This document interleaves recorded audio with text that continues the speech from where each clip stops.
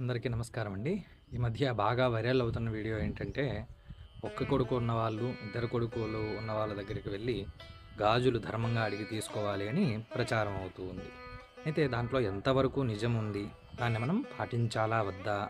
అనేది మనం ఈరోజు తెలుసుకుందాం. ఇక్కడ మనం ఒక ముఖ్యమైన విషయం తెలుసుకోవాలి.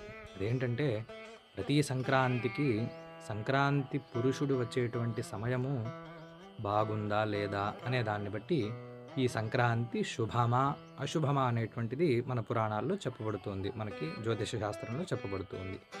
అయితే ఈ సంక్రాంతి పురుషుడు వచ్చేటువంటి సమయము బాగలేనప్పుడు కొంచెం అశుభంగా చెప్తూ ఉంటారు. దాన్నే మన వాళ్ళు ఇప్పుడు కీడు అని ప్రచారం చేస్తూ ఉన్నారు. మనము పుట్టిన తేదీని బట్టి మనకి ఒక జాతకం ఎలా అయితే నిర్ణయించబడుతుందో, అదేవిధంగా ఈ సూర్యుడు మకర రాశిలోకి ప్రవేశం చేసేటువంటి ఆ సమయము బాగలేనప్పుడు